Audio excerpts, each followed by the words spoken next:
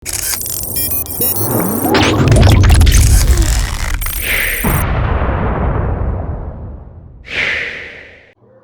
kú dédé àsìkò yìí gbogbo ẹ̀yin olólùfẹ́ iléeṣẹ́ alálùbáríkà ní Gist Media TV. Lénìí Idiroko là ń lọ o. Ìròyìn pàjáwìrì tó ṣẹlẹ̀ ní Idiroko òun la fẹ́ mú wá fún yín o. Ǹjẹ́ ẹ jẹ́ mọ̀ wípé lọ́sàn-án ìní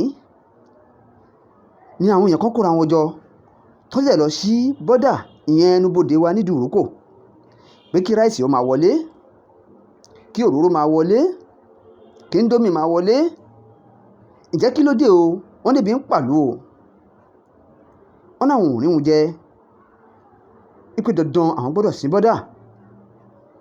Wọ́n ló ti wá jẹ́ tó jẹ́ pé ní Niger lọ́hùn-ún ìjọba Nàìjíríà sí bọ́dà fún wọn táwọn Fúlàní kó jẹ wọlé bó ṣe wù wọ́n. Ó sì wá jẹ́ pé nílẹ̀ Yorùbá wa ń bí báyìí lẹ̀ tí bọ́dà mọ́ wa. Wọ́n náà wọn ò ní gbà o àfi káwọn ò sí bọ́dà o. Wọ́n dẹ̀ wí bẹ́ẹ̀ wọ́n ṣe bẹ́ẹ̀. Ọlọ́run má fi gbé pa wá ní lóòótọ́.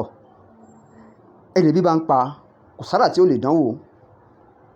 Ìjọba Nàìjíríà pírẹ́sídẹ̀ǹtì wa Muhammadu Buhari ẹ bá wa wá wọn ṣe sí o. Ṣé rí pé ó ti dójú ẹ̀ báyìí? Ṣé rí pé lóòótọ́ lè bí ń pàlú? Torí ẹni tẹ́bí bá ń pa ò nọ́mà o. Ẹ má jà parọ́ fúnra wa o. Tá bá fẹni tí ebi ń pa wéwèrè ó tó bẹ́ẹ̀ ó jù bẹ́ẹ̀ lọ o. Torí gbogbo nǹkan tí ó máa ṣe lódìlódì ni ó máa bọ́ sí o. Ìyà ń jara ìlú tá a bá ní parọ́. Ìyà ń jà àwọn èèyàn púpọ̀ ní Nàìjíríà báyìí. Gbogbo nǹkan ló wọ́n gógógó àti jẹun ò rọrùn mọ́. Ṣé rí báyìí àwọn ọ̀dọ́ lọ bẹ́ síta báyìí. Wọ́n kojú àwọn kọ́sítọ́ọ̀mù wípé àfikún kò lẹ́nu bodè o kó oúnjẹ máa wọlé lọ́pọ̀ yanturu.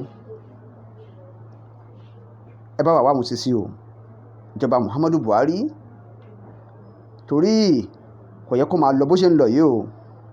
Bẹ́ẹ̀ ni tẹ́ ẹ̀ bá gbàgbé olóyè Sunday Igboho ọmọ Adéyẹmọ tó jẹ́ ajìjàgbara fún Yorùbá Nation, wọ́n ti sọ rí nígbà kan wípé tí ìyà yìí báyìí kọ̀ǹtínù báyìí tí yà ń jẹ ọmọ ìlú báyìí tí yà ń jẹ Yorùbá báyìí àwọn ò lọ sí bọ́dà o. Olóyè Sunday Igboho kì í ṣe jàǹdùkú o ṣùgbọ́n àánú aráàlú ló ń ṣe é. Ipò sì wá jẹ́ tẹ́bi ń para ìlú báyìí tẹ́yìn ìjọba wa tẹ̀sí ń wòran. Pàápàá jùlọ ẹ̀yin tí ẹ jẹ́ olórí wa nínú ìjọba nílẹ̀ Yorùbá bíi sínétọ̀, bíi gómìnà, bíi house of rep títí tó ìdórí kánsílọ̀ tẹ́ẹ̀sì rí wọn ṣe sí. Àánú aráàlú ló ń ṣe olóyè Sunday Igboho. Ṣùgbọ́n lénìí tá à ń sọ̀rọ̀ yìí àwọn bọ́ìsì bẹ́ síta wọ́n ṣí bọ́dà ní tipátipá. Ó dìbò ń lọ yá mi. Ọlọ́run kó ṣàánú wa Nàìjíríà o. Ìjọba bó ṣe ń rí yóò wù wá o. Ìgbésí ayé ìrọ̀rùn ló wù wá ká máa gbé. Torí pé ètò ààbò ó ṣe pàtàkì. Torí bọ́dà tó ṣí sílẹ̀ yìí sìn kò sí ohun tí ò lè máa gbabẹ̀ jáde.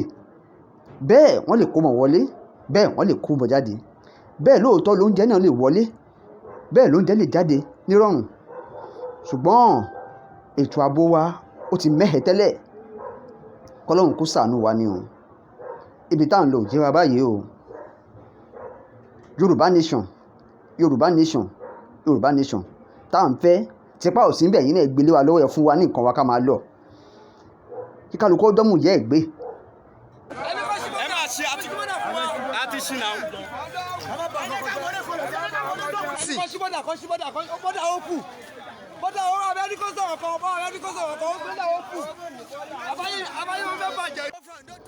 Shey una don see am with una eye now. Yoruba youth don vex o. Na so dem go border today. Dem say today dem must open border. Dem pursue all soldiers and police wey dey for border. Say today rice must enter Yoruba land. You know people dey hungry now. Hunger dey no be small. so boys dey vex. Una remember the time wey Sunday Igboho come tell us say go open border, we think say dey joke. Now e don become reality. In fact, me I even support make dem open the border sef, because hunger too much for this country. People dey hungry, see, no work, nothing. To survive e no easy. To chop 5 times 3 times in a day, yes, if you chop 5 times, nothing bad there. Ordinary 3 square meal, people cannot afford it in Nigeria. All these youth who I dey see now, no be say dem carry gun abi dem wan go fight police abi soldier.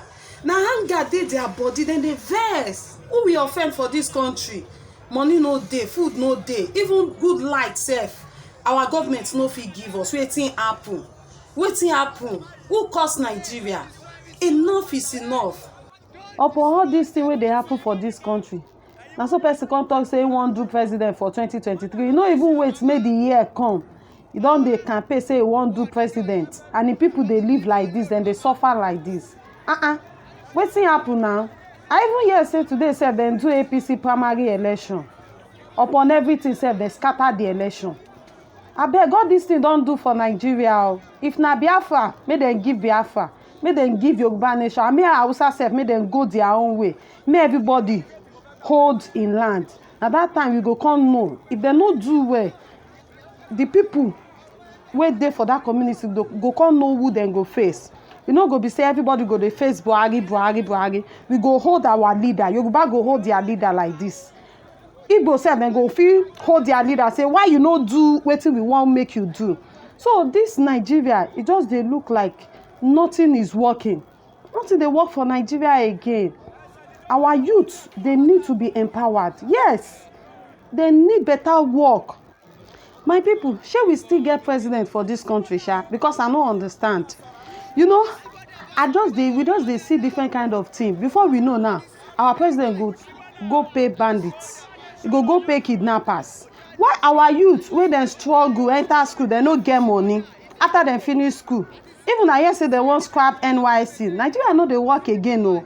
Everything, nothing dey work for this country. I no understand. Wetin happen? When did we get here?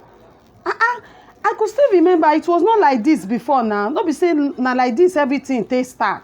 Even if you get money sef, dem no born you well make you sit down outside dey chop. If you chop chicken, people see you say you dey chop chicken, before you know, na your neighbors dem go come kidnap your pikin the next day. So no be everybody, people no fit live normal life again. Mr. President, if you still dey there dey breathe, abeg make you do something o. And Oga Tinubu wey wan go 2023 go do presidency, shey you don see now with your korokoro eye wetin dey happen? Abeg make you prepare your mind o.